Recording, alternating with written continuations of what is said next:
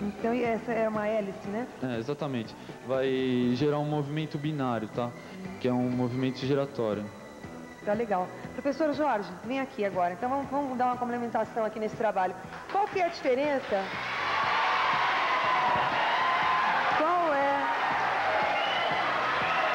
Qual é a diferença entre um motor elétrico e um motor iônico? O motor elétrico, no caso do motor elétrico, a gente tem uma corrente elétrica penetrando naquelas espiras, que são aqueles fiozinhos que estão enrolados, e essa corrente elétrica, ao passar por essas espiras, ela induz um campo magnético que vai produzir um torque que vai mover o rotor que está ligado a um eixo, então vai promover um movimento rotativo. No caso do motor iônico, apesar de aqui a gente também ter um motor rotativo, a gente tem os elétrons sendo expelidos aqui pela extremidade. Roberto. Continua, professor. Então temos elétrons sendo expelidos para essa extremidade, o que está gerando aqui uma lei de ação e reação, como disse aqui o Roberto. Então, o elétron, ao sair por aqui, ele empurra isso aqui para trás. Como está aplicado em duas posições diferentes aqui, de sentidos contrários, a gente tem um binário que faz com que isso gire. No caso de uma nave espacial, como é o projeto da NASA, como o Roberto falou, o que acontece é que esses elétrons serem expelidos numa direção. E pela lei de ação e reação, o foguete seria impelido no sentido contrário. Sim. Então, lá não seria um movimento de rotação. No caso do motor elétrico, eu teria sempre um movimento de rotação. O rotor girando. E no caso do motor iônico, não necessariamente um movimento de rotação, mas um movimento de propulsão no espaço, por exemplo. Tá. Agora, se a gente aplicasse aqui elementos supercondutores, a performance desse motor seria melhor? A performance poderia ser bem melhor, porque os elétrons, para abandonar a ponta aqui da haste, eles teriam resistência praticamente nula, praticamente zero. Então a gente não teria perda de energia nisso aí, aumentando a eficiência, então, do motor.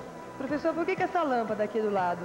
Essa lâmpada, o Luiz agora vai demonstrar justamente o efeito de ionização do ar.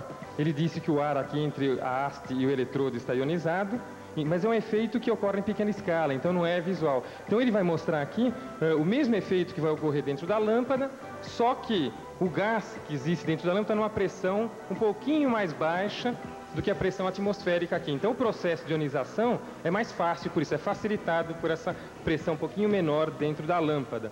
Então, ao aproximar o eletrodo aí, vai ocorrer a ionização, os elétrons, como ele falou, vão saltar para camadas mais exteriores e mais energéticas. Na volta, quando ele volta para a posição inicial que ele estava, ele vai devolver essa energia que ele recebeu sob a forma de luz.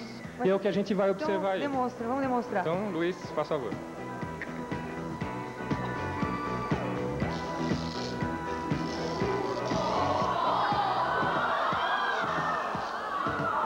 Então, repetindo enquanto ele está demonstrando? Esse processo que está acontecendo são o gás que fica ionizado, os elétrons saltando de uma camada para outra e, quando volta à camada original, emite luz. Inclusive, ele não se deteve muito tempo num ponto que isso aí poderia provocar um estouro da lâmpada. Tá legal. Então, um aplauso para o primeiro trabalho. Vamos para o segundo. Vocês vão comigo.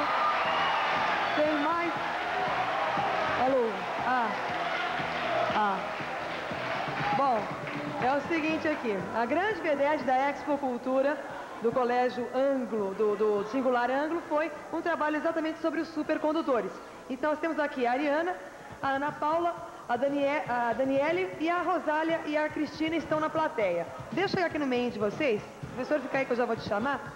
E eu vou falar com a Ariana. Ariana, o que é um material supercondutor?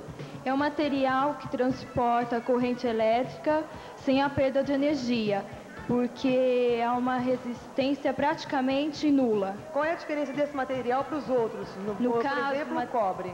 No caso, o material que a gente usou foi a cerâmica, né? E a cerâmica ela só vai se tornar supercondutora com a utilização de nitrogênio a 196 graus Celsius. E o cobre ele só vai se tornar supercondutor com a utilização do hélio a aproximadamente 273 graus Celsius. Bom, eu tenho aqui o resto de uma pastilha de vocês que eu vou mostrar para a câmera agora, que vocês, quer dizer, ela é o que sobrou da pastilha que vocês tinham. Tá aqui, pessoal de casa. Esse é o restinho, espero que dê para pegar, olha. Aqui, tá vendo? Esse restinho aqui. Muito bem.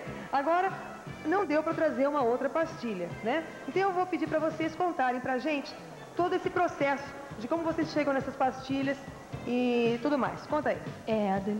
Então, vamos lá. Então, nós utilizamos o óxido de ítrio, o óxido de bário e o óxido cuproso.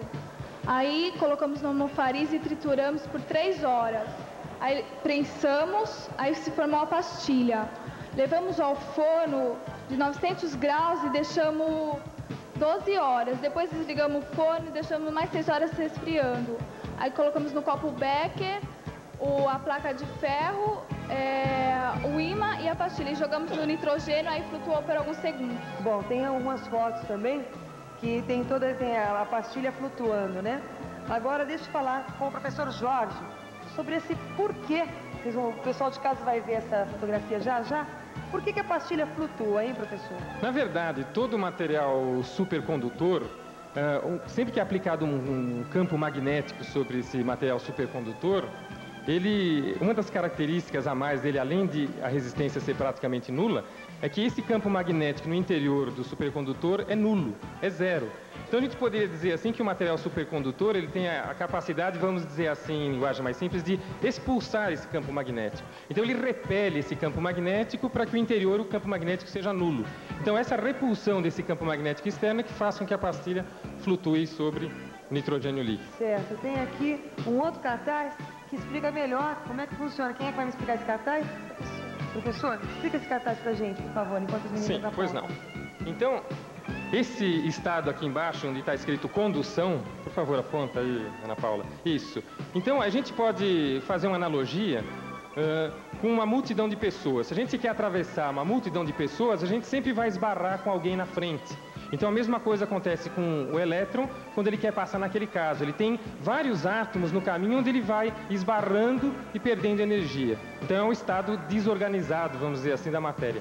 Já aqui na supercondução, onde a Ana Paula aponta aqui, a gente tem uma disposição organizada dos átomos dentro do material. Então é como se abrisse um corredor para se passar entre a multidão, onde os elétrons podem fluir praticamente sem nenhuma resistência. Tá certo. Portanto, sem nenhuma perda de energia praticamente. Bom, para finalizar, quais são as aplicações que a gente pode ter com o supercondutor? As aplicações tecnológicas dos supercondutores hoje as possibilidades são muito grandes.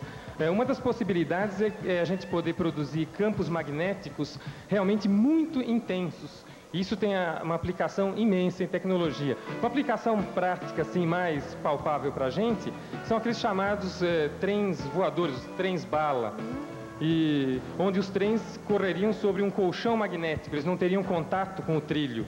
Então isso eliminaria o atrito que existiria seria praticamente só o atrito do ar, e a gente poderia conseguir velocidades enormes com isso. Aliás, no Japão existe um protótipo funcionando a supercondutor, se chama Maglev, que nos últimos testes que eles fizeram atingiu velocidades em torno de 500 km por hora. Tá. Bom, fora isso, os computadores também estão muito interessados. Os computadores dos ramos assim, de alta tecnologia que fazem pesquisas assim, na área da supercondução são justamente as firmas de computadores, que fabricando-se componentes de computadores com material supercondutor, significaria que a perda de energia por calor no interior desses componentes seria mínima. Então a gente poderia condensar muito mais componentes num espaço menor, ou chips muito menores, tá, com pouca dissipação de calor. Com isso a gente conseguiria computadores milhões de vezes mais velozes do que os computadores atuais. Tá legal. Então, gente, é isso aí. Isso aqui é um exemplo de como é possível fazer